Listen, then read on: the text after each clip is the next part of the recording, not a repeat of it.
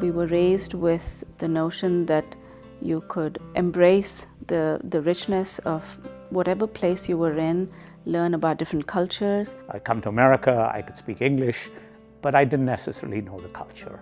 And so participating in the culture, learning how to deal with Americans in America, and frankly, just absorbing what it means to be American. You leave your friends, your parents, your relatives, you leave everything. There is a moment where you say, why I'm doing that? For what?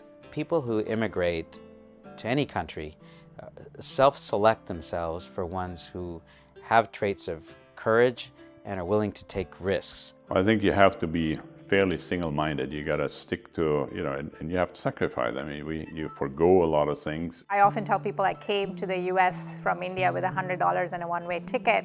To me, that was not only just risk-taking, but a commitment to what I wanted to do and a passion. I think by definition, if you've left everything that you love and you've gone to a new land, you are ready to take on new challenges. So that's, I think, a really unique quality that most of the immigrants have.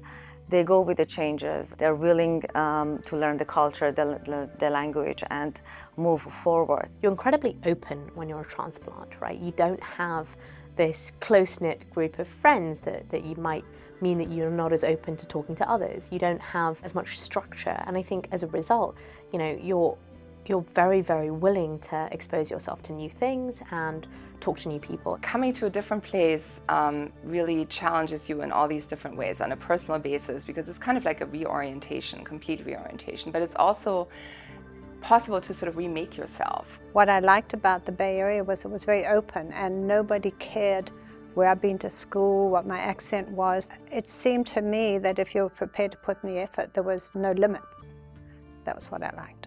The Bay Area has really led the way in innovation, innovation that's dependent on diversity of views, ethnic diversity, gender diversity.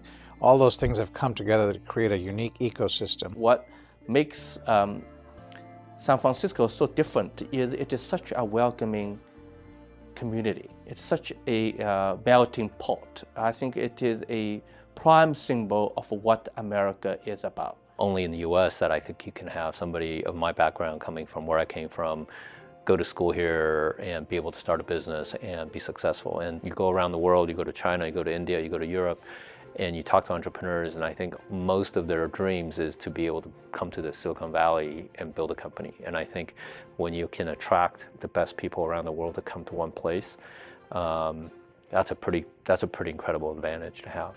And it's an interesting phenomenon that creative people who want to innovate often find themselves just here because it's the right environment to get things done. The Bay Area has always been an incredible cultural center. I mean, if you look at not only the breadth of cultural activity here, but the depth, it's unbelievable. I am really fortunate here because I use my chopsticks to eat. I use my Spanish to communicate. And it's really the best of every world here. There is no shortage of belief that if we focus and we take the energy and time to really to do something, that we can do amazing things, and that culture is infectious. And I just love that the Bay Area is a place that isn't afraid to talk about the intersection of commerce and psychedelics.